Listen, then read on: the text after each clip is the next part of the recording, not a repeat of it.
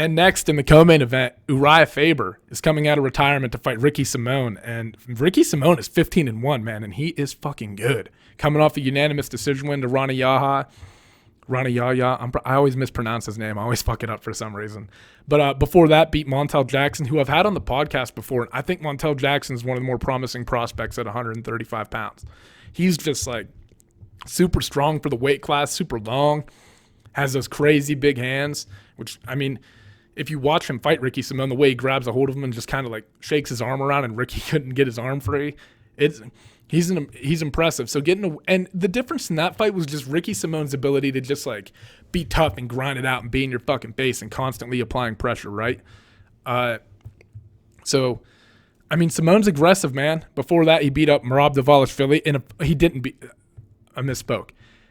He won the fight in a questionable manner. For the most part, Dvalishvili was winning the fight.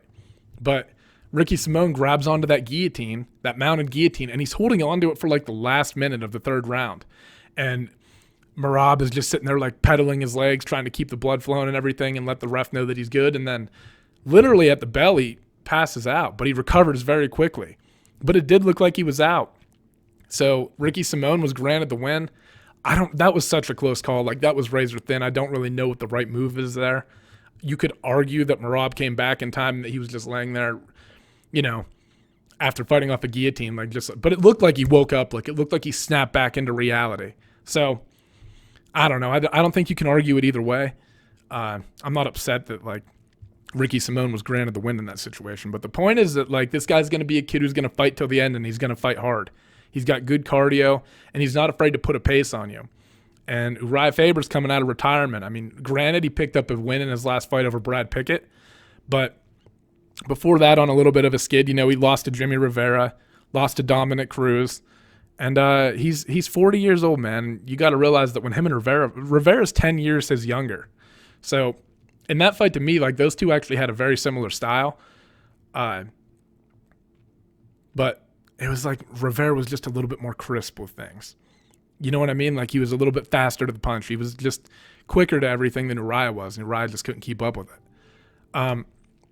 One thing that if you look back over the history of Urijah Faber's career, I think he is susceptible to leg kicks sometimes. And if you watch Ricky Simón throw his leg kicks, he throws them with some intent.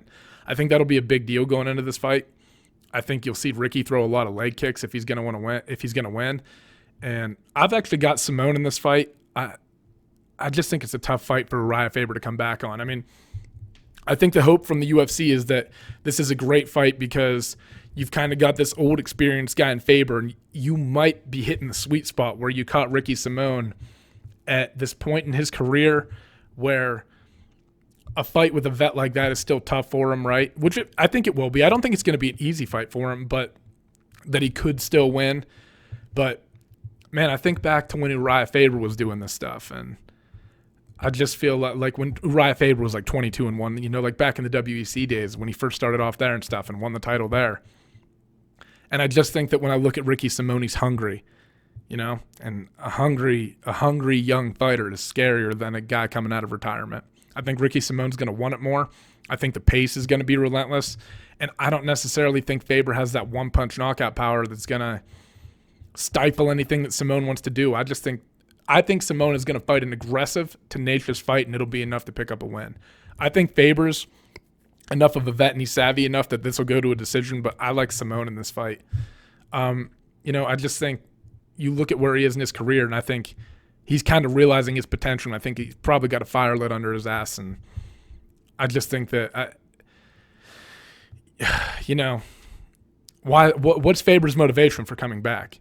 Is it just a fight? I don't know. I don't know anything, but I know that Ricky Simón is probably looking at the title and thinking that's achievable. So I like Ricky Simón in this fight. I like the youth and the hunger. Plain and simple. I just think he's going to be tenacious.